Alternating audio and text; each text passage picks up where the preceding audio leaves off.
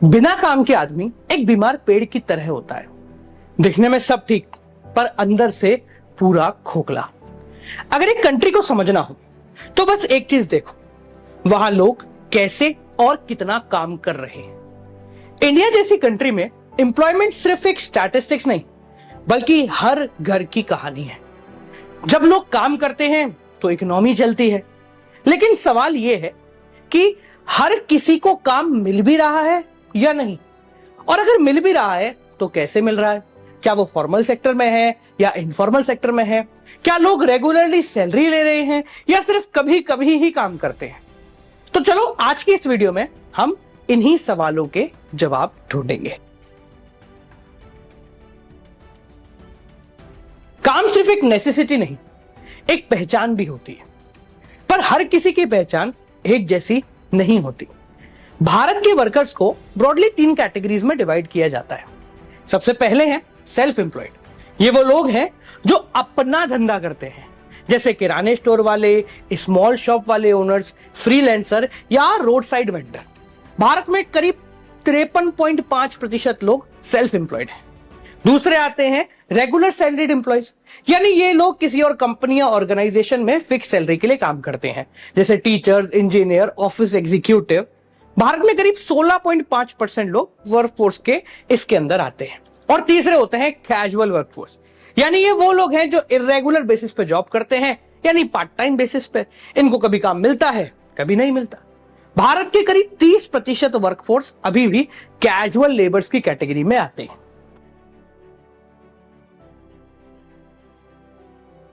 भारत एक ऐसा बाजार है जहां नौकरी ढूंढने वाले लोग ज्यादा हैं और देने वाले लोग कम। जब हम एम्प्लॉयमेंट की बात करते हैं तो कुछ इंपॉर्टेंट टर्म्स हैं जिनको समझना बहुत ज्यादा जरूरी है, जिनमें सबसे पहले आता है लेबर फोर्स, यानी वो लोग जो काम कर रहे हैं या काम ढूंढ रहे हैं। यानी इसके अंदर एम्प्लॉयड और अनएम्प्लॉयड दोनों आते हैं, और इनमें से जो लोग एम्प्लॉयड हैं वो कहलाते हैं वर्क फोर्स, जो लोग एक्टिवली काम कर रहे हैं। और इन्हीं से निकलता है वर्क फोर्स पार्टिसिपेशन रेशो, यानी पॉपुलेशन का कितना प्रतिशत लोग एक्चुअल में वर्क फोर्स में इन्वॉल्व है। और एक टर्म और है जिसको बोलते हैं लेबर सप्लाई, यानी सिंपल भाषा में बोलें तो किस पर्टिकुलर वेज रेट पे आप काम करना चाह रहे हैं। फॉर एग्जांपल, अगर 500 रुपए रोज मिलेंगे तो मैं 8 घंटे काम कर सकता हूं, तो यह है 8 घंटे की 500 रुपए की लेबर सप्लाई।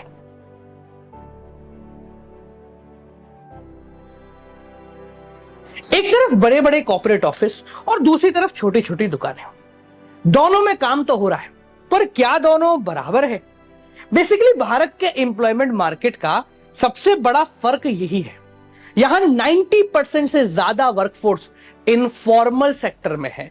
बेसिकली 2 सेक्टर होते हैं, एक होता है फॉर्मल सेक्टर, यानी ये वो ऑर्गेनाइज सेक्टर होता है जो गवर्नमेंट या लार्ज प्राइवेट कंपनीज के अंदर आता है, जिसमें 10 से ज्यादा लोग काम कर रहे होते हैं, जहां job security, pension, fix salary, social benefit, PF और मेडिकल इंश्योरेंस जैसी सभी सुविधाएं होती हैं, जैसे बैंक हो गए, एमएनसी हो गए, गवर्नमेंट जॉब हो गई। दूसरे आते हैं इनफॉर्मल सेक्टर, जो कि एक अनऑर्गेनाइज सेक्टर है, जिसमें 10 से कम लोग काम करते हैं, यहाँ जॉब सिक्योरिटी नहीं होती, पेंशन भी नहीं होती और जनरली फिक्स सैलरी भी बहुत कम होती है। For example, daily veg labourers, small shop owner या कंस्ट्रक्शन वर्कर्स। जितनी जॉब इनफॉर्मल सेक्टर में है उनमें वेजेस और अदर बेनिफिट बहुत कम है। ज्यादातर लोग तो मजबूरी में इनफॉर्मल सेक्टर में जाते हैं, क्योंकि फॉर्मल सेक्टर में इतनी अपॉर्चुनिटीज इंडिया के अंदर अवेलेबल है ही नहीं।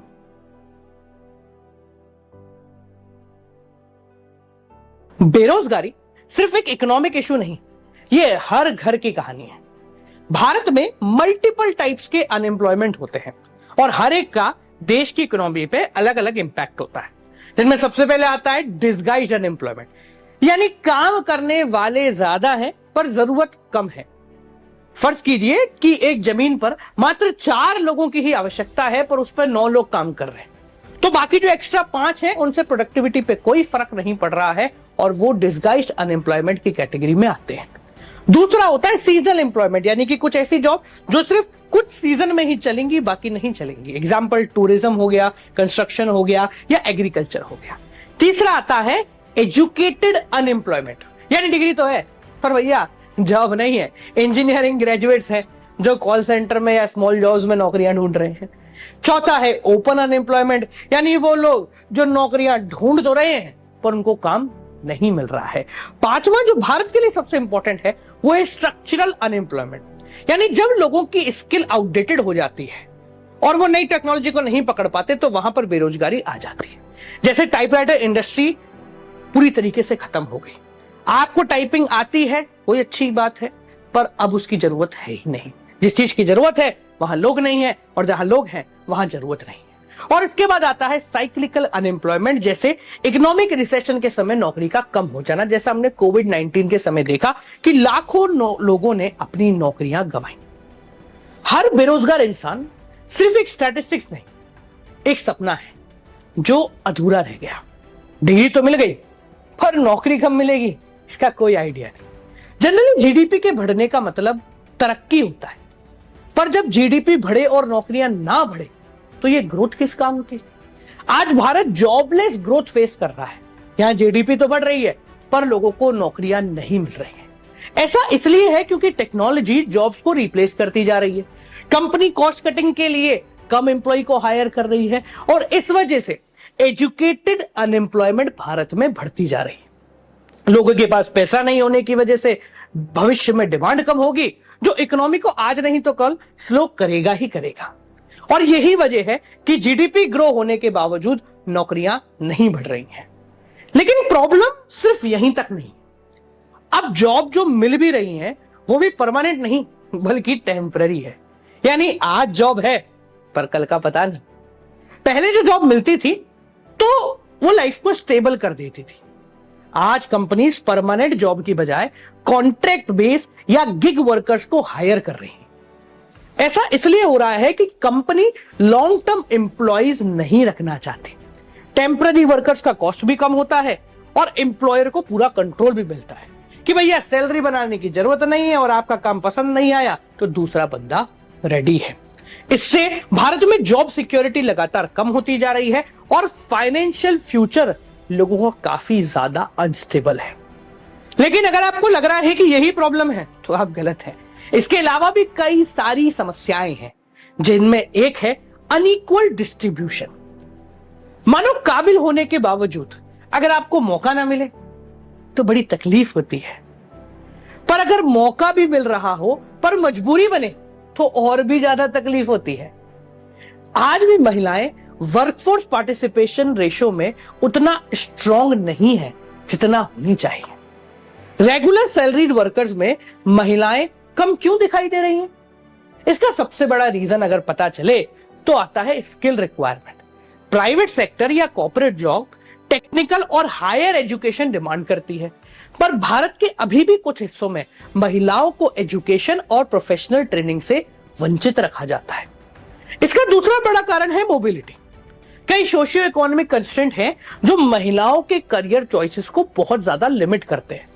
घर और काम के बीच में बैलेंस बनाना थोड़ा ज्यादा मुश्किल होता जा रहा है। लेकिन अगर आपको लग रहा है कि ये समस्याएं सिर्फ शहरों में है तो ऐसा नहीं है। गांव में भी रोजगार का एक अलग ही सिस्टम चल रहा है। जिनके पास अपनी जमीन है, यानी जो अपनी जमीन के मालिक हैं, वही अपने रोजगार के भी मालिक हैं। गांव में सेल्फ एम्प्लॉयमेंट काफी ज्यादा है, पर इसका एक सिंपल रीजन है जमीन।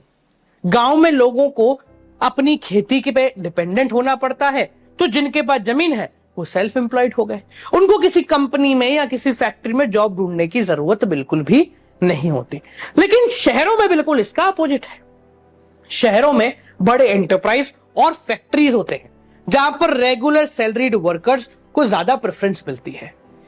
एक शहर में सब लोग अपनी फैक्ट्री या दुकान नहीं खोल सकते, इसलिए वहां पर सेल्फ एम्प्लॉयमेंट गांव के मुकाबले काफी ज्यादा कम है, जिसमें गांव में लोग सेल्फ एम्प्लॉयमेंट में डिपेंडेंट होते हैं और शहर में किसी कंपनी के अंडर नौकरियां करते हैं। और अब सिलसिला कुछ ऐसे पहुंच चुका है कि लोग भी कैजुअलाइजेशन में नौकरी पाने में ज्यादा इच्छुक है।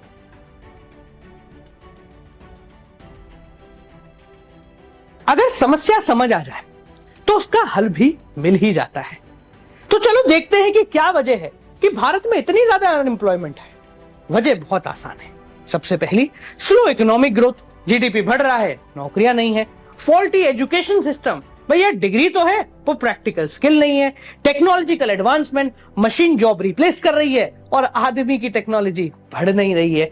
अगला है ओवर पॉपुलेशन और एग्रीकल्चर डिपेंडेंसी, क्योंकि ज्यादातर लोग आज भी एग्रीकल्चर पे डिपेंडेंट हैं जो कि इतना आउटपुट नहीं देते हैं। पर ऐसा नहीं है कि इस बेरोजगारी को हटाया नहीं जा सकता, कुछ बेसिक से काम करने हैं, जैसे जीडीपी ग्रोथ को एक्सेलरेट करना, अपने एजुकेशन सिस्टम को और बेहतर करना, स्मॉल स्केल इंडस्ट्रीज को प्रमोट करना, सेल्फ एम्प्लॉयमेंट अपॉर्चुनिटीज बढ़ाना और गवर्नमेंट स्कीम जैसे नरेगा, स्किल इंडिया और स्टार्टअप इंडिया को प्रमोट करना।